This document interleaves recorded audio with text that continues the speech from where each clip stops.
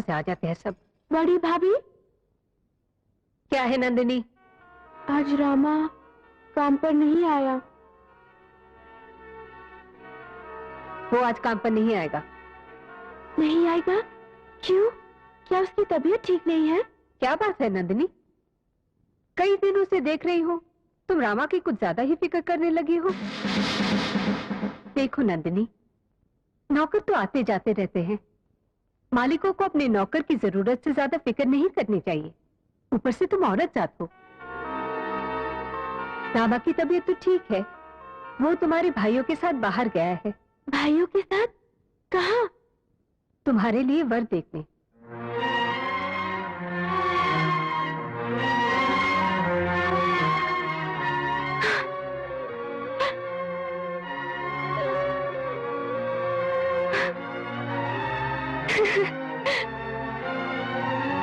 मेरा पति मेरे लिए वर ढूंढने गया है।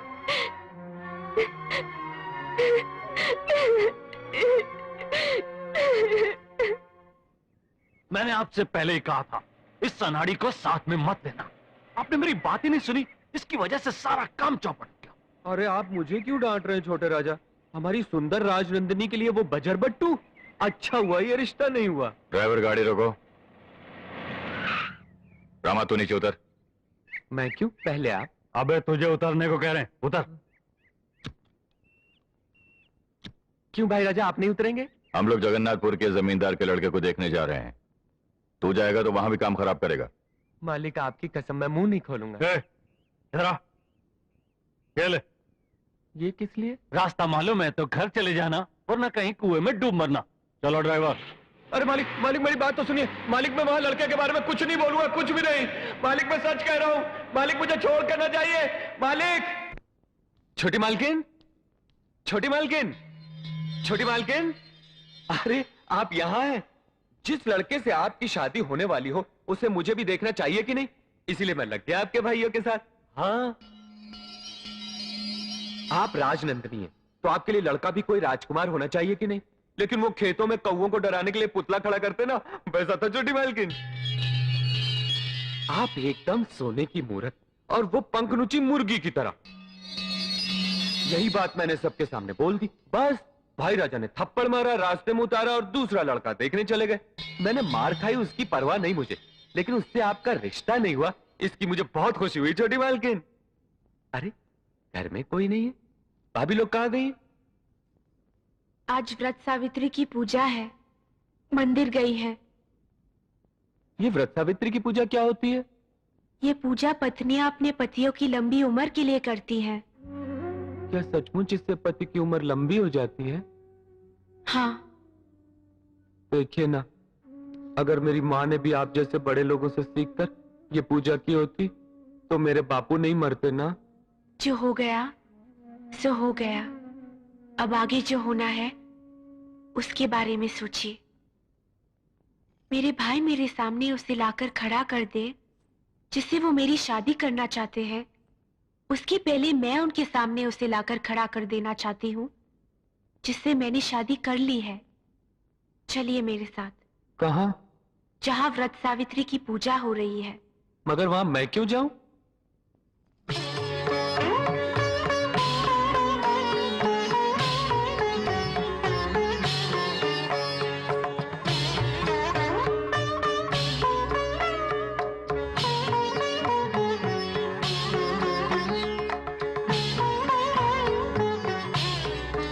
मुझे यहाँ क्यों लाई छोटी मालकिन?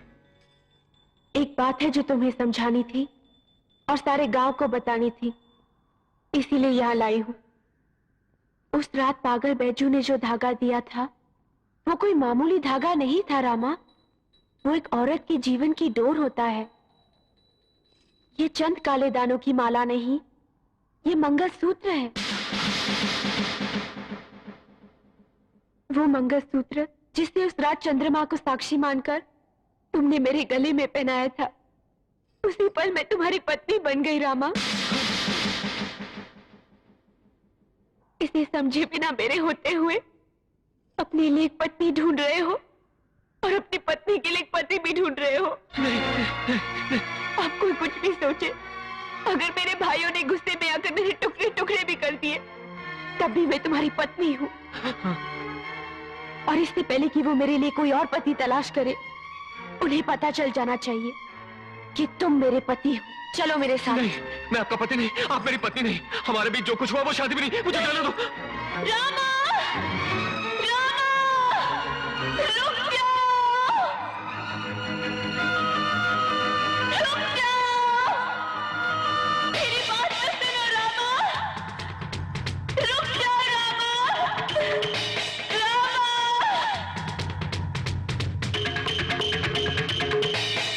माँ, माँ, माँ, माँ। क्या बात है? माँ, सचमुच बता, शादी कैसे होती है? क्या? शादी कैसे होती है? हाँ, हाँ। तेरा कोई कसूर नहीं, तुझे पता भी कैसे होगा? मैं तुझे किसी शादी पर लेकर ही नहीं गई। वो नहीं माँ, ये बता, शहनाई बजे तो शादी होती है ना? हाँ। हाँ। बैंड बजे तो शादी होती है ना? हाँ। हाँ, हाँ। दावत भोज हो तो शादी होती है ना? हाँ बाबा, होती है। ए, क्या बात है?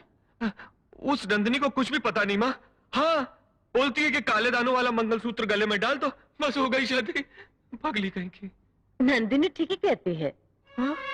शहनाई के बिना शादी हो सकती है, बैंड बजे के बिना शादी हो सकती है, दावत भोज के बिना भी शादी हो सकती है, लेकिन मंगलसूत्र के बिना शादी कभी नहीं हो सकती। अगर कोई पुरुष किसी स्त्री के गले में एक बार मंगलसूत्र पहना देता है, तो वो दोनों जीवन भर के लिए पति पत्नी के बंधन में बंध जाते हैं।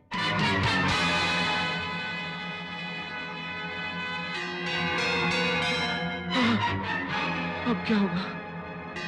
माँ, नंदिनी के भाइयों की पिटाई से बचने के लिए मैंने उसके गले में मंगलसूत्र डाल दिया, तो क्या मेरी उससे शादी हो गई? तूने नंदिनी के गले में मंगलसूत्र डाल दिया है? हाँ, हाँ। ये क्या कह रहा है तू? मैं क्या करूं? मुझे उस वक्त पता ही नहीं था। नंदिनी ने भी नहीं बताया, अभी बताया है।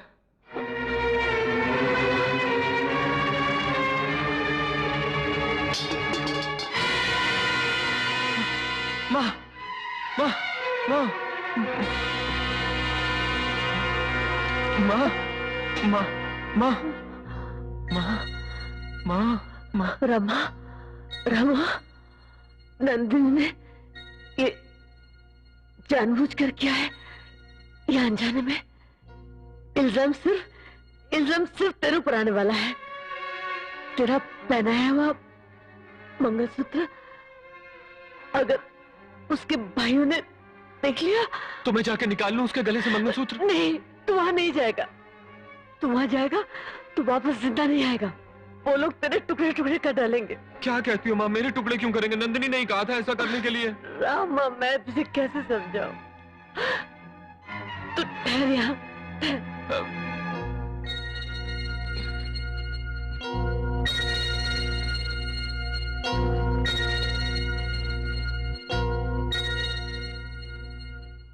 रामा, तू मुझे बहुत प्यार करता है ना? हाँ। मेरा हर कहा मानता है ना? हाँ। तो फिर एक काम कर, इससे पहले कि उसके भाइयों को इस बात का पता चल जाए, तो ये गांव छोड़कर चला जा। माँ, हाँ। तो तू भी चल, हम दोनों चल। नहीं, मैं नहीं जा सकती। अगर मैं गई तो गांव वाले ये कहेंगे कि दोनों पाप करके भाग गए।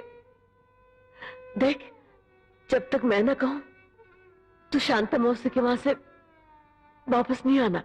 माँ, तू ज्यादा दिन के लिए नहीं रहना पड़ेगा, सिर्फ नंदिनी की शादी होने तक।